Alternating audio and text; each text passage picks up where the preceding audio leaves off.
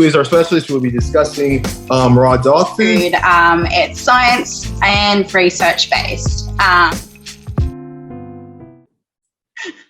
Hello, everybody. Okay, so welcome to our first episode of Raw 101. So guest Emma, all the way from Australia, which is, well, also our co-host too, who is our specialist, who will be discussing raw dog food and providing all this awesome information to you guys, our viewers out there. So grab a drink, put it in your headphones while you're working out, whatever it is that you may be doing, and enjoy our first episode. So let me go ahead and introduce you to Emma. Hi, Emma. Hi, guys. I may have forgot to mention, Emma is in Australia, like I said before. I'm here in the United States, and we're here together to provide you guys with information about raw dog food. So we're gonna get right into it. So Emma, what is raw dog food? Okay. So raw is biologically appropriate dog food. It's science and research based.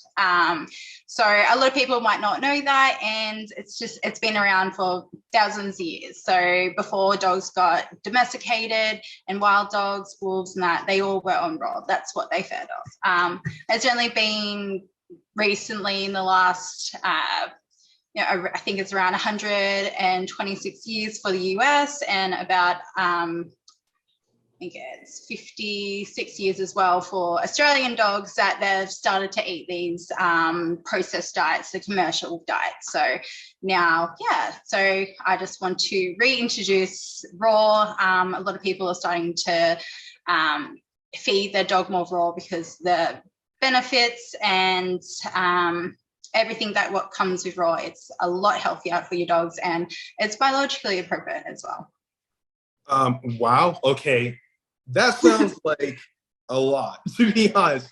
And I know if I learned a little bit from you in regards to raw, but I know. Well, let me ask you: do you feed your dog raw dog? Yeah. Yeah, I do. I have. So she is a Daniff, which is a Great Dane Cross Bull Mastiff. So she's a large breed dog, and I've been feeding her since I got her. So I got her when she was 8 weeks old, and she has just absolutely thrived on raw, and that's what all she's been eating since. So, and being a large breed dog, a lot of pet owners and vets as well are worried about deformities and not being able to grow properly, because a lot of misconceptions are that large breed dogs need to be on like calcium supplements and lots of stuff, but no, she is absolutely just thrived. She's grown very well, and she's in perfect healthy condition. Wow. Okay, so obviously there is probably a lot of information out there in regards to raw, some misguided information, some confusing information for a lot of people. So for everyone out there who's watching, part of this episode and the series that's going to follow is basically, if you have any inquiry or you want to learn and understand from a straight point of view with no crazy jargons, because this guy right here is not going to understand all that. That's what I'm here for, to tell Emma, it's like, let's bring it down just a little bit. So this is what this episode's about, and again, these series. So Emma, you said something before about 100 years or so for the United States, about 50 years or so. Is it, for me to understand, that you're saying between the raw dog food and what is commonly fed to the dogs now with the dry like little pebbles food, and if that's what you're talking about, like, what is, if you can give us education on what was the shift? Yeah, so the shift is, so it was the 1950s and 1960s. So it all started to come about when it was the World War that came along and the Great Depression. So that's when it all started. And around the same time, this was when human products were coming out in packaged food and the tin food, and they were promoting at the same time about all the health benefits and or yeah, the food being great for you to buy this and to buy that. So that's when it all started coming out. So it was when, people needed to have the lifelong because of all the stuff that was going on in the world. And then dog food marketing people have, come up with dog food and said, this is healthy as well for your dogs and to make it more convenient. So yeah, that's how that all sort of, came about. And it took sorry. Oh no, please continue. Oh yeah, it's right. What we could say.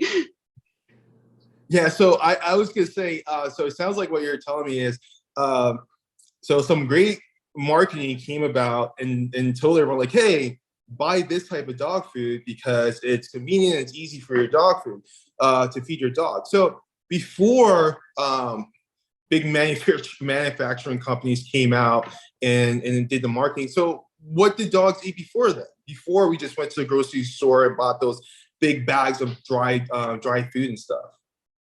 Yeah, so before then, dogs would eat scraps, like table scraps from human food, bones. They'd go hunting themselves. So they were eating raw foods and they were eating the bones. And dogs are scavengers. So they love to scavenger and hunt and, find all the different sort of foods and that. And that's what they used to eat off. Oh, wow.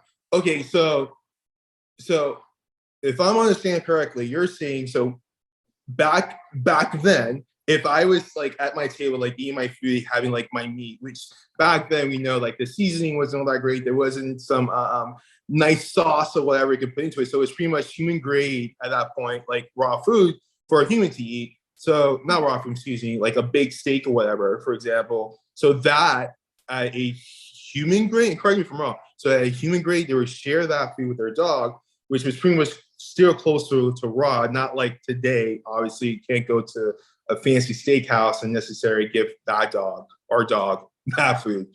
Is that what? Am I making any sense? It's just help me here.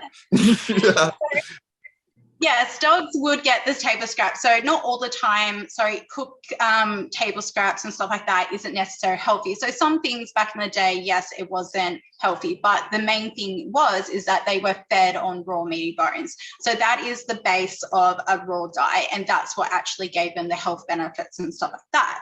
So yeah, feeding table scraps sometimes, depending on what it was, yes, it was healthy, and then other times, no, it might not have been. But that's why I'm here also, so then I can tell you what's healthy and what's right and what's wrong. So yeah.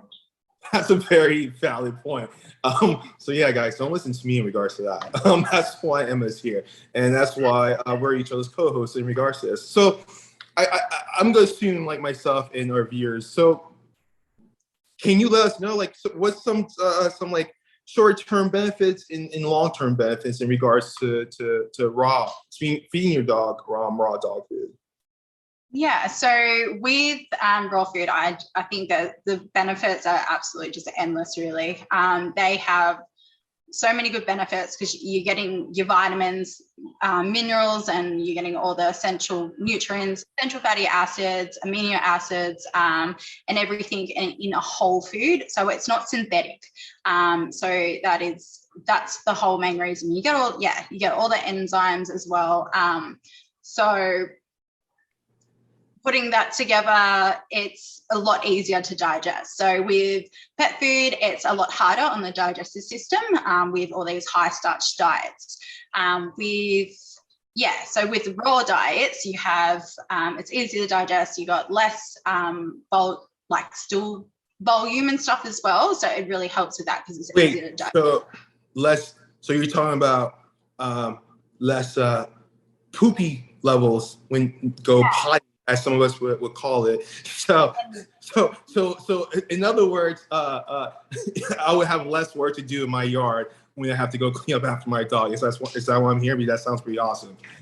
And they're less smelly as well. So, and they decompose as well a lot easier. So because it's processed food, like with the pet thing, they don't really go that well. But you'll notice with raw diets, they'll end up eventually just decomposing. They go white and then they go. It's because it's all natural food. It's raw, it's natural. So it's the same as when a plant or a chicken or whatever, when it's passed away and it decomposes, that's what happens.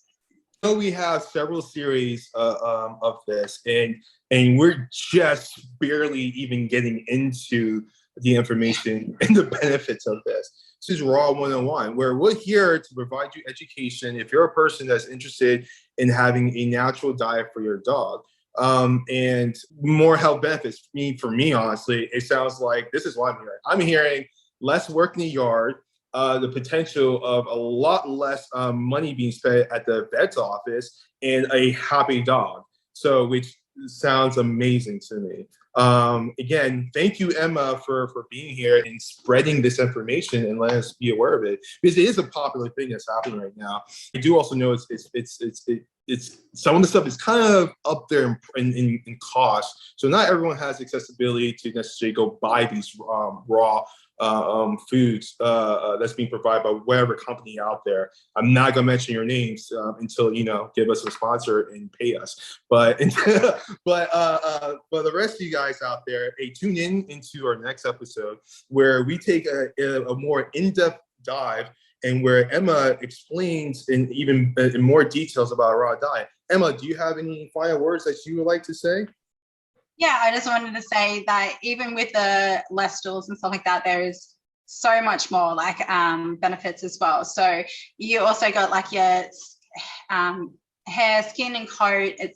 If you have any allergies, it can really help with that. Ear infections, enhances your immune system, and it can also help with diabetes, cancers, anal gland issues, and even arthritis as well. So there is just tens. Like it's awesome. It's amazing raw. So yeah, I just wanted to put that input too. You know what? That was a better sign off than what I was doing. So thanks, Emma. And thank you guys for coming in and joining us today for our first episode to share to you on Raw 101 with my amazing and talented and well-educated co-host, Emma. So until next time, we'll see you. I'm going to work on the sign off. I'm going to work on it. All right.